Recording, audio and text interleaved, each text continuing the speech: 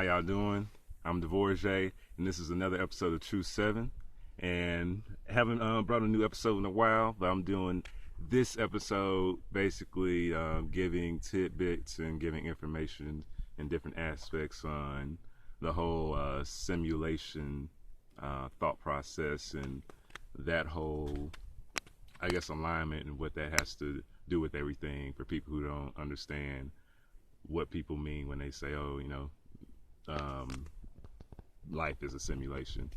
We're in Las Vegas, Nevada, and I thought this would be pretty cool to do this out here to even kind of even help with the point of saying how, everything is pretty much a simulation. So I guess even with my studies, like I guess within video gaming, metaphysics, and quantum physics and all that, and just understanding light projection and all that, and energy and all that, it's pretty simple. It's pretty easy to grasp the concepts. So like for instance, an example, like where I'm at right now, you can see it's just barren terrain, is just emptiness.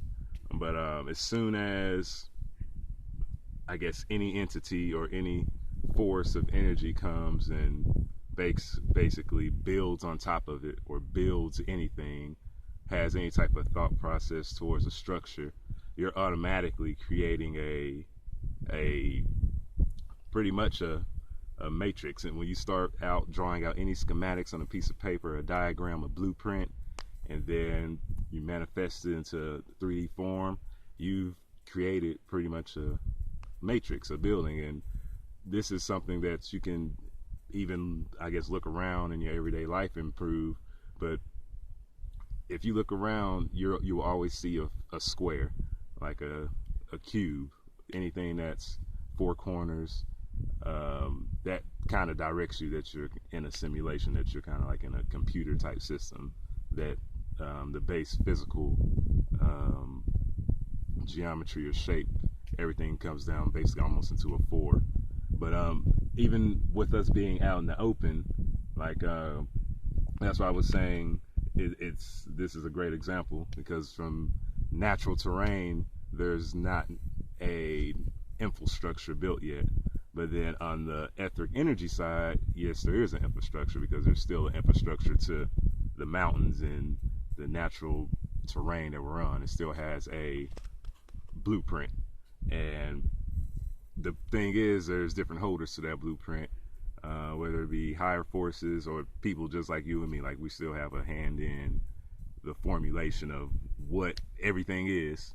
So, but to give, I guess, more tidbits on the thought of, oh, you're in a simulation, is the fact that if you look at any type of video game system or any game, pretty much you have to understand that the game obviously had a programmer, and the game only can mimic things that are just like it, that the human brain can comprehend. So when you're playing a game, the laws and physics in video gaming can be broken, it can be glitched, as they would say. And it's the same thing here.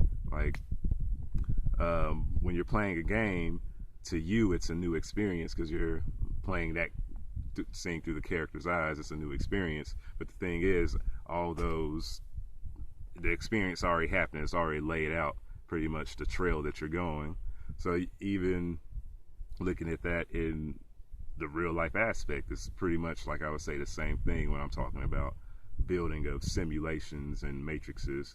Because basically when you have an entity or any infrastructure that kind of directs people, honestly, kind of destiny. Like, for instance, when I say if a building is built here, there will automatically be there could open jobs up, and then from there opening jobs, you're assimilating people into number systems and structures and into a certain routine. And within that building, you're producing more numbers, and basically you get into a routine or another structure. So that's kind of the tip. And when people say, oh, everything's a simulation, yeah, because everything is kind of on a planned basis or routine basis, which the thing is, there are different simulations, and it's like you can create your own simulation. You create your own, I guess, like reality, basically, case in point. But